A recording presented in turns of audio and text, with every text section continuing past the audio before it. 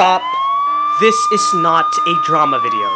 I'm sorry, but I'm just not gonna go out and bully the fallen YouTuber. I'm not going to point and laugh at YouTuber Matthew Santoro, who fell off plus Rachel plus Eld. No, in fact, after watching a bunch of live streams and interviews and re-watching his top 10 videos, I've come to the very troubling realization that I actually really like Matthew Santoro. A lot. And I may even be inclined to defend him at some point in this video, except for one particular incident where I think he was in the wrong. We'll get to that! But this video isn't just a story of some random Canadian in his 30s with an accounting degree and an admittedly amazing set of teeth. This story is about a format, a style, a movement that ruled YouTube. It's a story of ripoffs and copycats in more ways than one. And ultimately, it's a story about the long-term viability of an online career. It's a story about audience expectations and what it means, what it takes to be a content creator. So you may know that top 10s were pretty much a dominant staple on YouTube for a while. According to this Google Trends graph showing YouTube searches for top 10s, from around 2010 to 2017, these lists were huge, but have really fallen off as a format, and I want to know why. So here they are, the top 10 reasons why you don't see top 10 list videos anymore. You see the resemblance? Yeah. I'm not mocking him, by the way. I'm just jealous of his ability to grow facial hair for one. And also, he's the giant successful YouTuber. I'm just a tiny baby channel. You can't get mad at me. I'm just a little guy. You can't get mad at the little guy. No!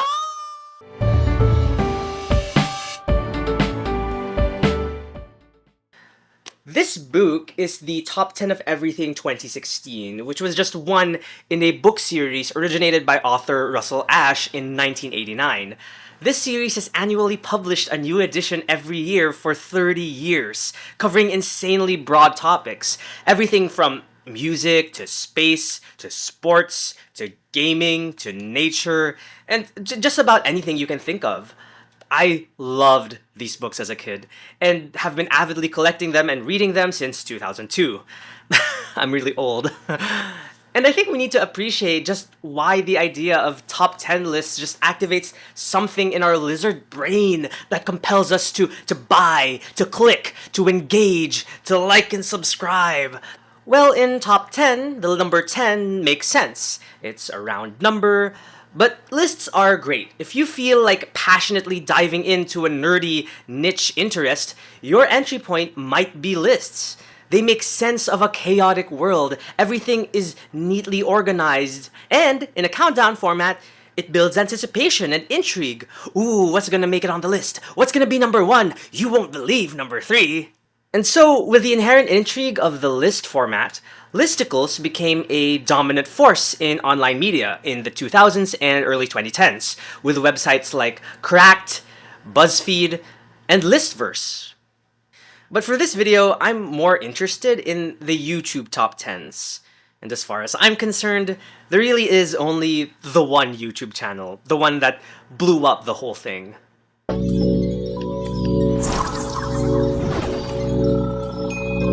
WatchMojo was started by Ashkan Karbusfrushan, who saw a future in online video as early as 2006. Their early videos were kind of all over the place, with how-tos, comedy sketches, fashion, lifestyle, trivia, even history. Yeah, there's an alternate timeline when WatchMojo was the one responsible for this. But in 2012, WatchMojo decided to make that pivot to make exclusively top 10 content on their channel. But we also don't want to be typecast, and that's one reason why it took me 6 years. I don't want to just be known as the top 10. But eventually you're like, I want to win. Like, it's not a sellout thing, but it's like, I want to serve the fans. And if I have this kitchen and I know what people like, I'm going to give them that. This makes sense, because with top 10 videos, especially those involving pop culture, you barely need to shoot or film any new footage or even hire on-camera talent. You can just rely on voiceover artists and copyrighted material as long as it's in fair use. It's a super efficient way to get out a lot of original content very quickly, kind of a quantity over quality kind of thing. And honestly, you have to give it up for WatchMojo's signature writing style and cadence, which has all the warmth and humanity of a dollar store ChatGPT 3.0. Hey Siri, write me a top 10 WatchMojo list of the hottest alien moms in fiction. Through this brilliant strategy, WatchMojo became a massive juggernaut of a channel. They started 2014 with around 1.5 million subscribers, and in just 2 years in 2016, that subscriber count rose to over 10 million. And with success comes imitators. So many imitators. Like now in the 2020s, everyone wants to be Mr. Beast. In the 2010s, everybody wanted to be WatchMojo. I made a list of a handful of channels that got really big from aping the whole list top 10 format, but I don't know how to present this info. How could I structure this next portion of the video? Here they are, the top 10 list video channels on YouTube with over 1 million subscribers. Number 1 is Planet Dolan. Known for his sassy demeanor and Aussie accent, Planet Dolan, or Danger Dolan, would go on to assemble an all-star team of beloved creators, narrators, and animators, and go on to make many more well-liked channels. You think the Avengers is the most ambitious crossover of all time? Psh, you've clearly never seen Planet Dolan Q&A. Number 2 is Chills. This channel is mainly known for his videos on spooky and paranormal entities like Bigfoot, siren heads, and the Ouija boards. Sleep tight, kids. Also, I know you're waiting for me to say it. I'm not gonna say it. Number 15, Burger King Foot Lettuce. Number 3 is Top 5 Best. Despite having top 5 in their channel name, most of their popular videos are actually top 10 videos. Suspicious. Number 4 is Top 5 Central. Despite having top 5 in their channel name, most of their popular videos are actually top 10 videos. Suspicious. Number 5 is Top 5s. Despite having top 5 in their okay, it's the same thing. You get it. You get it. You'll be okay. Number 6 is Top 10 Archive. Some of the channels on this list feel like they were produced by nameless, faceless, soulless robots, and they still get millions of views. Beep boop boop bop. I am a robot. Give me your views. Number 7 is Trendmax. Thousands of small creators pour their heart and soul into their videos for months and can't even reach 2,000 subscribers, while some of the channels with misleading thumbnails and zero passion put into them get 1,000 times that amount. Whee! Number 8 is Most Amazing Top 10s. The profit generated from these channels could probably pay your groceries for over a decade. Dang! Number 9 is Nexus. YouTube content creation is not a meritocracy. And number 10 is Mind Warehouse. If some of the entries on this list count as content, why does anyone put any effort? I'm not bitter. I'm not bitter. I'm not! Also, this bald cap costs 150 pesos. That's money I'm never getting back. And for as many and as huge as those channels like Top 5 Central and Most Amazing Top 10s were, I'm not sure if people actually like these videos. I think one of the reasons they got big were just these god-awful thumbnails. Like seriously, my guy, like what are we doing? What are we doing with our lives?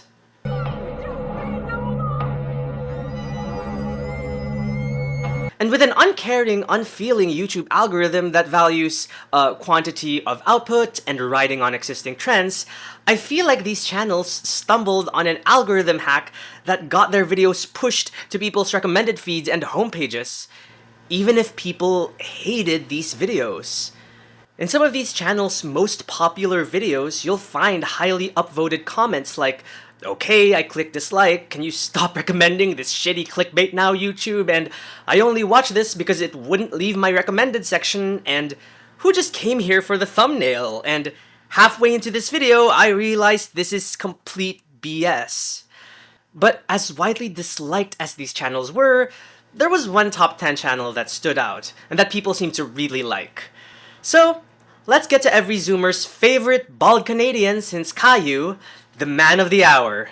Or should I say, the Matt of the hour. I tried so hard!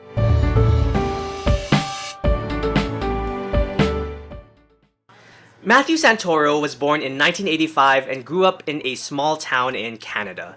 He spent 5.5 years completing a Master's of Accountancy degree, but unfortunately got laid off from his place of work. So he started to try and pursue YouTube full-time.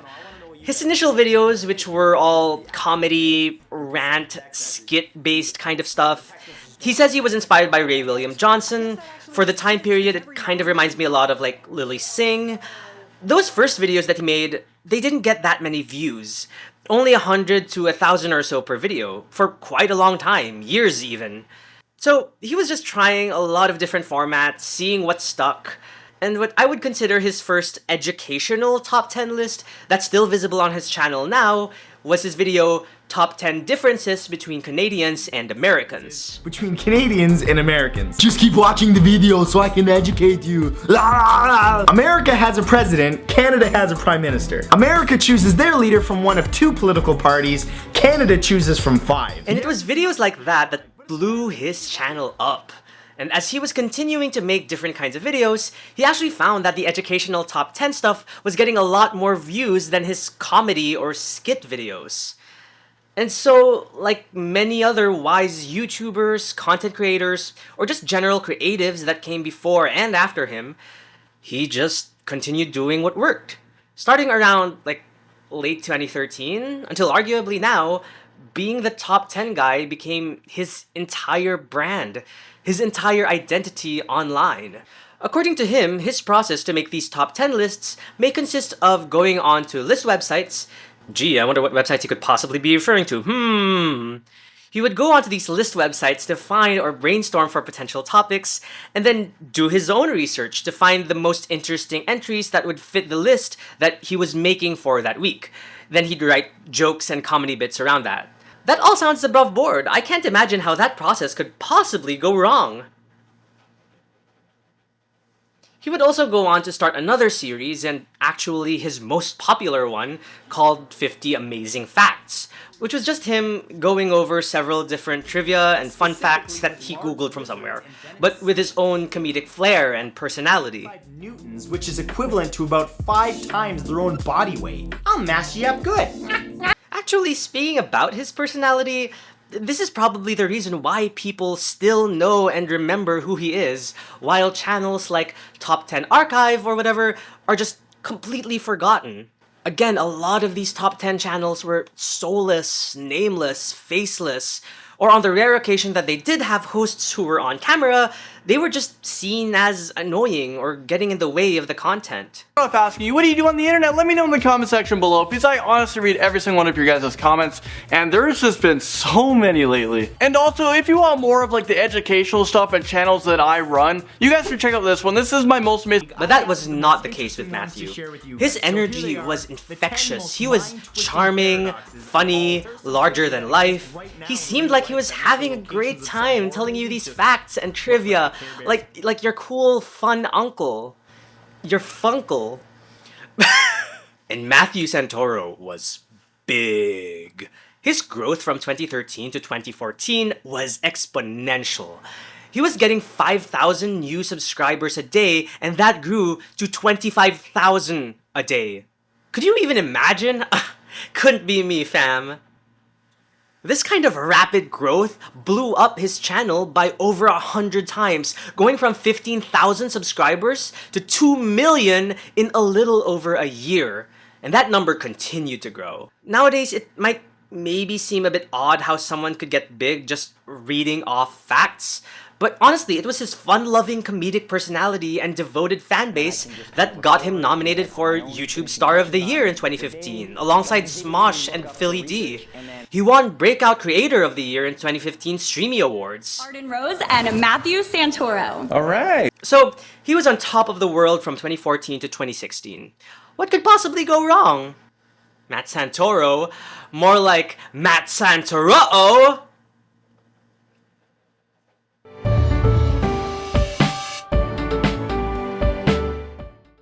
Now, you may have thought that with the insane number of channels that got big from the top 10 format, You might have assumed that every channel that did this was just immediately successful. But like any trend, there were thousands that failed that you had never heard about. For every Mind Warehouse, there were hundreds of other channels like Mr. Random Top 10, Exclusive Top 10, Top 10 Media, Best Top 10s, Top 10s, Top 10, All Top 10. Guys, I think I'm starting to detect a pattern here. And as much as as much as it's in poor taste for me to pick on smaller channels, that's funny for a tiny baby channel like mine to say, those channels were like the lowest effort possible. Like, these channels are what would come up if you look up the definition of sloth in the Bible. That's not how the Bible works. What am I talking about?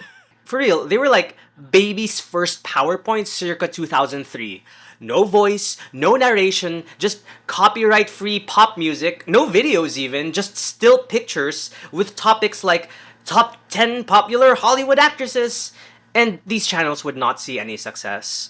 These are not passionate small creators who wanted to share a message with the world and then just got shafted by the algorithm. No, these were trend chasers.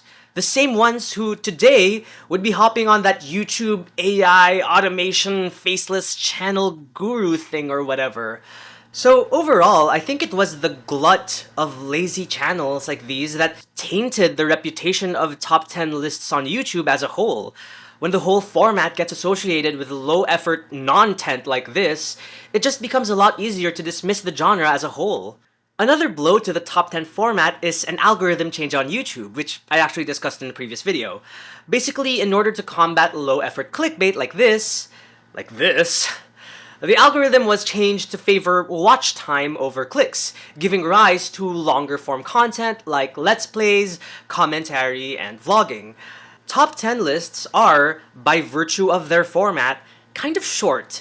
You cannot go too deep or too long with it, which is weirdly enough a comment that I find myself receiving quite a lot. But anyway, these list videos are kind of shallow, not a lot of insights or personal opinions or discussions of trends, and they only clock in at around 5 to 15 minutes usually.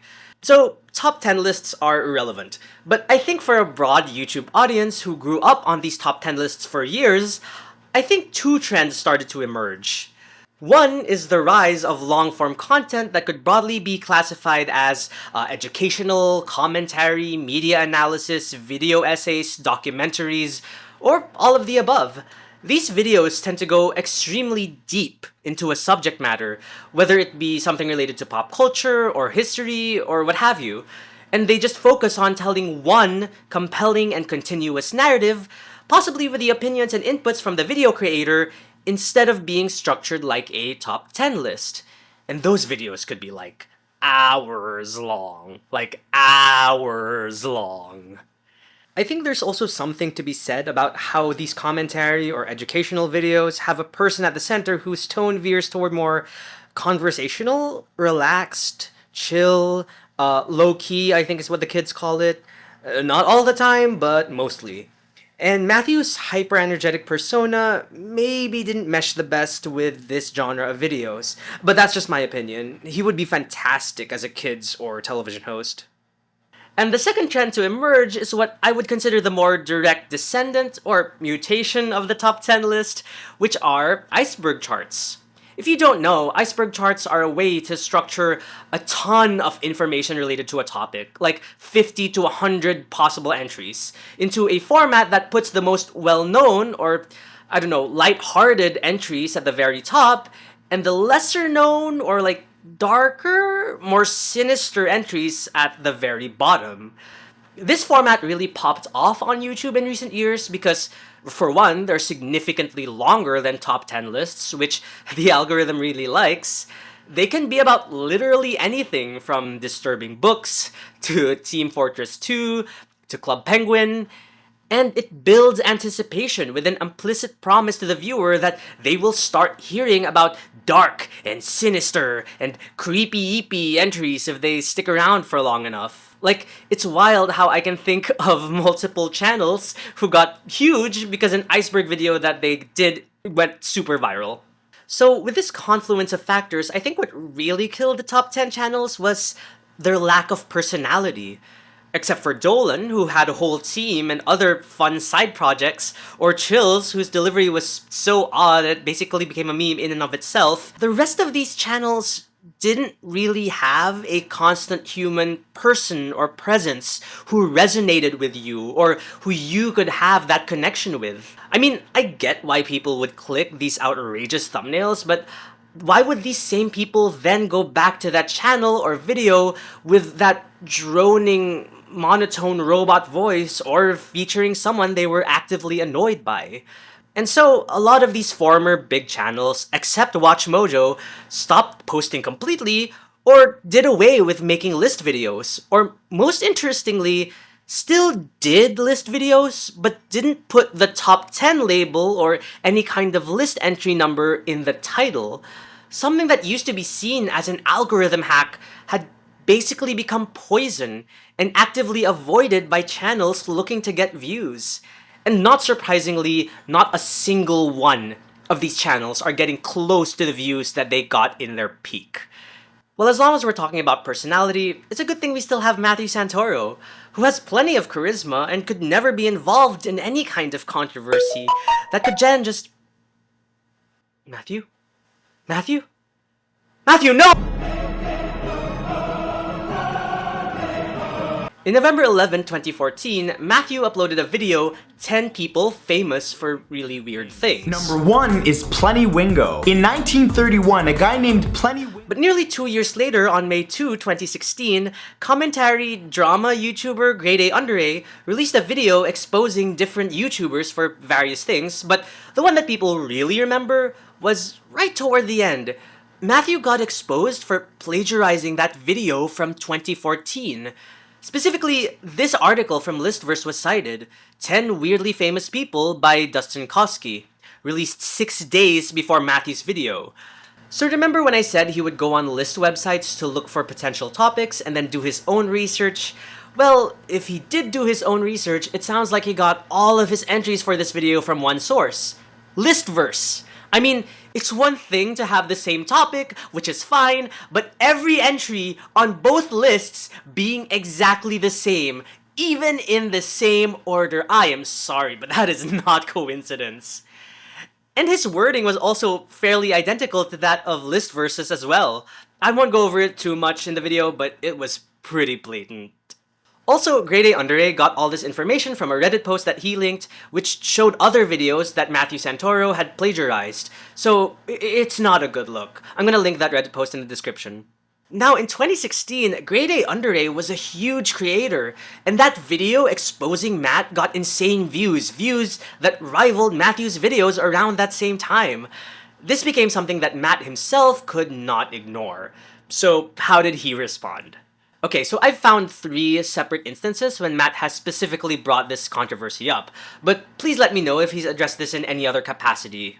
The first is his immediate response on Twitter, acknowledging the mistake, albeit in kind of a flippant way, and promising to cite his sources better next time. To Matthew's credit, according to Jonathan Bailey, a plagiarism expert who was actually reporting on the situation at the time, Matthew did update his video description to include the sources, but initially did not include the Listverse article, which was weird, but it would then eventually be added later on. A second instance is when another YouTuber called Minnesota Boy kinda ambushed Matt out of nowhere in kind of a harassy way, honestly, and confronted him about the plagiarism. Matt would go on to say this. For what? Grade A Under exposed you. Oh, yeah. You know what? Everybody makes mistakes, right? So the thing is, you have to learn from those mistakes and just don't do them again. Which is honestly probably the most graceful and tactful response he could have possibly said in that situation. This isn't a Tana and Idub situation. If you know the cursed knowledge. But his most interesting response was months later, when he made a video about oof. And he did start the video with this skit. What do you even know anyway? You're just a copy of me. Yeah, you would know something about copying other people. Yeah. Wait, what? What? Oh, no, nothing. Good luck with the video. Yeah, whatever. Well, Nothing like a good roast. Okay, I get it. It's cute. It's cheeky. Haha. But with all these responses, I don't think Matthew ever fully acknowledged the extent of what he did. Or, aside from including links in the description, what else he could do to be better when it came to making original content. Overall, I found the plagiarism to be extremely disappointing and his response to be kind of inadequate. But that does not give you the right to harass him, and by that I mean do not go into his videos and comment about plagiarism and shame him. It's not that I think that what he did was okay, but I just think that there's no more benefit to be had from tormenting a guy for something he did and acknowledged nearly 10 years ago. But oh my goodness, why am I even bringing this up? Why am I bringing 10-year-old YouTube drama with a gazillion disclaimers? Well, I think to me, and a lot of other viewers at the time, this kind of exposed the lie, and just how easy it was to procure information like this. If all this time, top 10 videos could have just been copy-pasted from Google or Listverse and sources that did all the work, why bother even watching someone else parrot that information? I think overall, this really impacted his reputation and popularity in the long term. It called his credibility into question. I mean, he wrote a whole book of fun facts and trivia, but like, how do we know that this content isn't just copy-pasted from Listverse or Google or wherever? Some other things that happened as the 2010s progressed: Matthew started hiring a bunch more co-writers for his newer videos, and occasionally switched up his style away from top 10 or 50 amazing facts. Honestly, a lot of that personality that made him so likable and so charismatic and fun, that kind of got sold off or dampened. I mean, in some of these newer videos, his face didn't even appear at all, and he would noticeably not make as many jokes or comedic asides like he did before. Mudahar of Some Ordinary Gamers made this observation on a clip from a livestream that got kind of viral. Personality is what matters. If your content, if I don't see your personality, I don't know if I can stick around for the content. That's the problem, Matt, okay? You don't have the content creator heart anymore. You don't have the soul to be in this. It's just... And this is a sentiment that Matthew himself would somewhat echo later on. I lost the soul of what made me a great entertainer. That's what made my YouTube channel great, was I did the writing. I did the editing. It was all my brainchild. And I lost that. I lost that because that's what the algorithm required. Matt actually quit YouTube for a little bit and moved on to playing Dead by Daylight on Twitch. Okay, and this is the other big controversy that Matt was involved with, and this is where I need to defend him. I need to defend my boy, because you might still find traces of this online. Early on in his Twitch career, and in the middle of what he says was some of his worst times in his life when it came to his mental health, Matthew was shown to engage in some toxic behaviors while gaming, and said and did some pretty nasty things to other players, and streamers, and content creators. I've seen some clips, and I don't think they're great. But if I may play armchair psychology for a little bit here, Matt spent so long being one of the most popular creators on YouTube, and I think that kind of exposure sort of messes with your brain, with thousands of haters and trolls being so in your face and bringing the hate directly to you. It can give you a hypersensitivity, a hypervigilance to any kind of negativity or criticism against you. And you can sort that out in private, but it's absolutely terrible to process while you are live streaming. So maybe that explains some of the not so great behavior when he was live. And also, he was just dealing with a lot of mental health struggles at the time that he has been very open about. And when he was called out for it, it took him a while, but he actually became way more positive and wholesome and started showing far less toxic behavior. I think he really put in the work to be better, and it showed. So much so that even his biggest detractor at the time acknowledged how much better he had gotten. Through hours and hours of footage of Matthew's broadcasts over the past month, and I gotta be honest with you guys, he has changed. He doesn't insult people in the endgame chat, he doesn't insult people in his community, he doesn't insult other streamers, he doesn't do any of that. Matt went back to YouTube at the end of 2022 and started doing his old style of videos again, like Top 10s, his 50 Amazing Facts series, and even debuting a new series lately called Dark Chronicles. While he's obviously not getting the same views that he used to, I'm still glad that he enjoys making content and finds pride in his work. Honestly, that actually makes me happy. Honestly, I really enjoy just making content, man. That's like my thing. It's what makes me happy. I've been really enjoying uploading like all the shorts I've been doing and all of that. It's pretty great. That's it. That's the video. I'm sure no one will take issue with the way that I reported on this beloved, popular, yet divisive creator. Oh no. What's that? What's happening? No! No, you can't say that! I'm a tiny baby channel! You can't be mad at me! I'm a tiny baby channel! No! No! Banned from syndication. So today we gonna explore those cartoons because you were never meant to see them, but I'm gonna tell you about them. So here they are. 10 controversial banned cartoons that were actually made. Number 1 is Computer Soldier Pork. I don't think I've said this yet, but when I was growing up in my 20s, which I know I'm old, I was a huge fan of Matthew Santoro. Like, I recall one time in 2016 when I was hospitalized for something, and when I got home, what I tuned into to make me feel better was not the well-structured, intelligently written media analysis and video essays that I would later stumble on, whose content I would fall in love with and would dictate my whole YouTube journey. No. The content I tuned into when I came back from that hospital was Matthew Santoro's top 10 lists.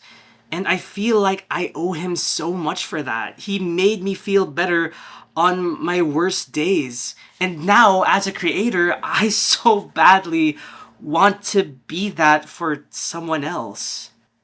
If there are two things that you can take away from this video, it's that, number one, when it comes to having a long-term online career, personality is everything.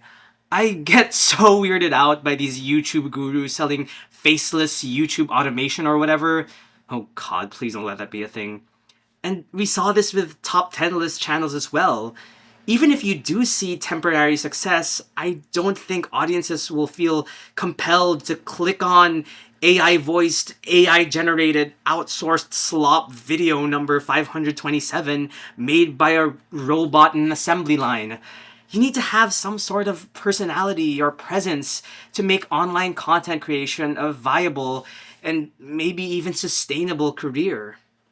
And number two, I feel like a lot of commentary or drama creators, including myself, honestly, we tend to look at channels like Matthew Santoro's or whoever that fall off or don't get as many views as they did in their peak and ascribe some sort of indication that they failed in some way. Like it was a moral failing or content strategy misstep that the creator was somehow responsible for. Like, oh, they should have known better. Oh, they should have stopped their decline into irrelevance. But I feel like that's just so unfair. Keeping up with things like the YouTube algorithm and trends and audience tastes and consistently having to be one step ahead of the audience is so difficult, verging on impossible. And I think that we should just let creators do what they want. And if they continue to have success or not, that's fine. And it's not a reflection on them as people. And I don't know, maybe this is just kind of a weird discussion for me to have. I mean, I am a tiny baby channel. What little I have right now could basically be gone tomorrow. But you know what? I don't want to be a tiny baby channel anymore. I just need the right format, the right structure to go viral. But what do I... Here are the top 10 reasons you should subscribe to Fredster 2000. Number 1... I'm keeping the bald cap and beard though. Thank you so much for watching until the end. But for real, I know I've made like 20 different jokes about how like I'm a tiny baby channel, but I'm just overwhelmed that I even have any sort of following that is willing to entertain my rants about the weird intersection between online and pop culture in like the 2000s and the 2010s. And people have just been like so incredibly positive and nice and kind. My heart is just full. So if you want to see more of that, yeah, stick around. And I'm just so thankful again, and I really, really appreciate it. Thank you so much.